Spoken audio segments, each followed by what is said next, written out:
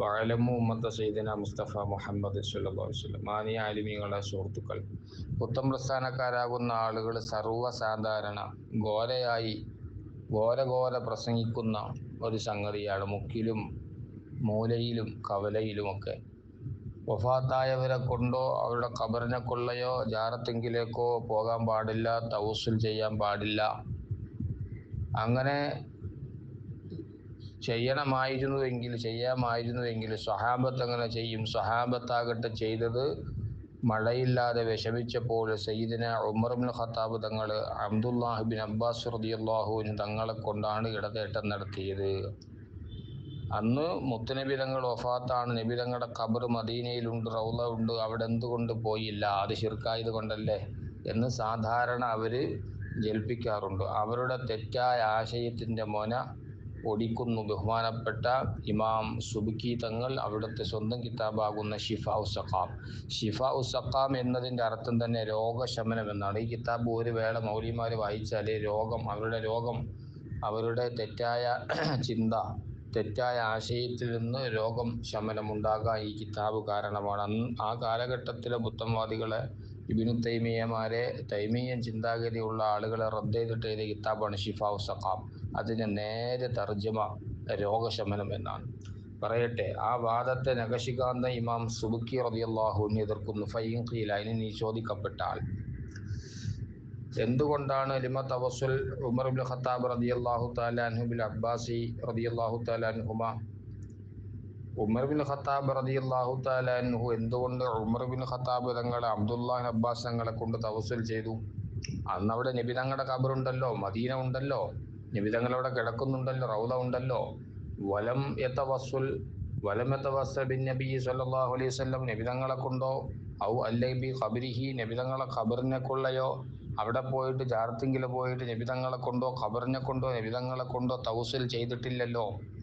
Fine ഖീല, ഇനി ഇങ്ങനെ ചോദിക്കപ്പെട്ടാൽ, ആരെങ്കിലും അങ്ങനെ പറഞ്ഞാൽ, ഖുൽന, അതിൻ്റെ ജവാബ്, അതിൻ്റെ മറുപടി നമ്മൾ പറയും.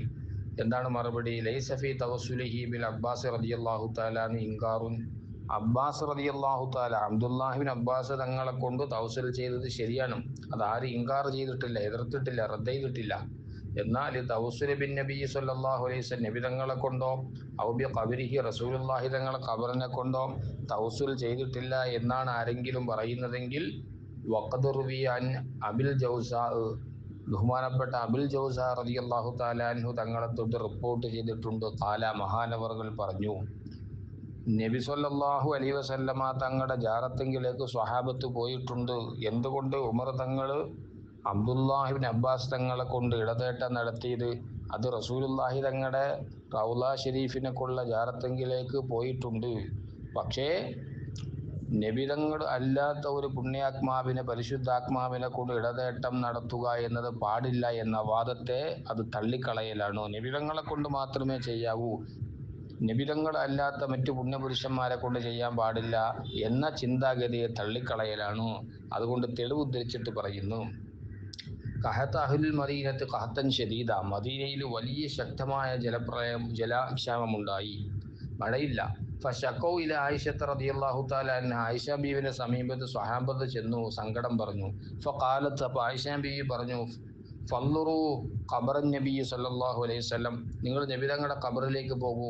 ഫജഅലു മിൻഹു ഖുവൻ ഇല സമായി ഹത്താ ലാ യകൂന ബൈനഹു വ ബൈന സമായി സഖിഫുൻ, നബി തങ്ങളുടെ ഖബറിന്റെ മുകളിൽ മച്ചിന്റെ മേലെ ആകാശം ഖബർ കാണണം. അതുകൊണ്ട് ഖബറിന്റെ മച്ചിന്റെ മേലെ ഒരു ദ്വാരം, കുവത്തൊരു ദ്വാരം ഉണ്ടാക്കുക, ഖബർ ആകാശം കാണണം. അങ്ങനെ ഫഅലു, സ്വഹാബത്ത് അത് ഉണ്ടാക്കി. അൽഹംദുലില്ലാഹ്, സ്വഹാബത്ത് ഉണ്ടാക്കിയപ്പോൾ അതാ സ്വഹാബത്തിന് മഴ കിട്ടി. ഹത്താ നബത്തൽ ഉശ്ബ വസമിനത്തിൽ ഇബിൽ ഹത്താ തഫത്തഖത്ത് മിനശ്ശഖ്മി ഫസുമ്മിയ ആമുൽ ഫതഖി, ഒട്ടകങ്ങൾ പുഷ്ടിപ്പെട്ടു, ശക്തമായ അതാ മഴ കോരിച്ചൊരിഞ്ഞു പോയി. അതുപോലെ തന്നെ സസ്യലലാദികളെല്ലാം മുളച്ചു. തഫത്തഖത്ത് മിനശ്ശഖ്മി ഫസുമ്മിയ ആമുൽ ഫതഖ്, അതുകൊണ്ട് ആമുൽ ഫതഖ് എന്ന പേരിൽ ആ കൊല്ലം അറിയപ്പെട്ടു. കണ്ടോ? അപ്പോൾ ഉമർ ബിൻ ഖത്താബ് തങ്ങളും സ്വഹാബത്തും ഒന്നടങ്കം മുത്തുനബി തങ്ങളുടെ ഖബറിന്റെ അതാ ജാറത്ത്, ഏറ്റവും വലിയ ജാറ റസൂലുള്ളാഹി തങ്ങളുടെ ജാറമാണ്, അവിടെ പോയിട്ട് ഇസ്തിഗാസ നടത്തി. സ്വഹാബത്ത് ആത്മീയമായ സഹായ നബി തങ്ങളെക്കുള്ള തേടി കണ്ടോ, അത് സ്ഥിരപ്പെട്ടതാണ്. അപ്പോൾ പിന്നെ എന്തുകൊണ്ട് ഉമർ തങ്ങൾ അബ്ബാസ് തങ്ങളെ കൊണ്ട് ചെയ്തു?